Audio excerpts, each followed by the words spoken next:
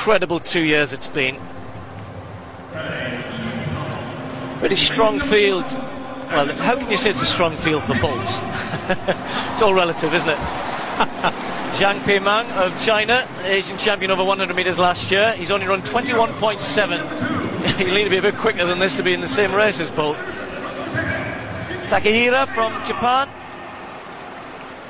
took a relay medal in Beijing. Japanese team surprise bronze medalist there. Ryan Bailey in lane 3. 20.4, new personal best set this season. Marvin Anderson.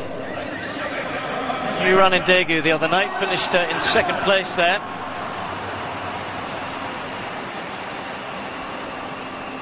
Not the Jamaican though that they've come to see. Churandy Martina. Thought he'd won the silver medal in Beijing and then was disqualified for running out of his lane a long way behind you-know-who. The crowd roar, and this is the man the whole world wants to see running. The expectation is huge on his shoulders these days. He's not only carrying, some say, the fortunes of the sport, but the level of expectation that I don't think any athlete has had to deal with in their career. They expect not only a win, that's not good enough. They're looking for world records and fast times at the very least. Angelo Taylor, well, he knows what it's like to be Olympic champion on 2 occasions, of course, over 400 metre hurdles. Li Mingshan from China actually won the Olympic trial for Beijing, but didn't get the qualifying time, so unfortunately for him wasn't able to compete in front of his home crowd. And Ronald Poignon, don't see him over 200 metres too often, the Frenchman, 27 years of age now.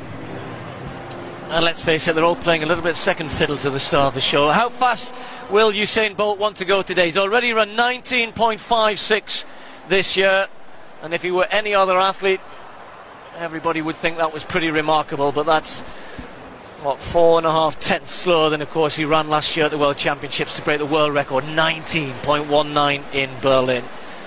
His first race in the Diamond League this year. What's he got in store for us tonight?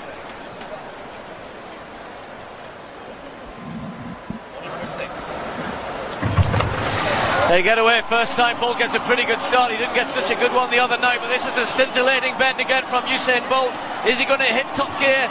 It's a big wide bend here in Shanghai. Bolt's got a 2-3 metre lead.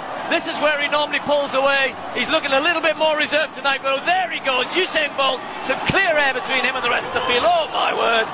19.76 is on the clock, and it looked to me as though he wasn't trying all that hard. Into a headwind of 0.8, which is actually the same headwind in his previous race, which was in Kingston when he ran 19.56. He just makes it look so easy.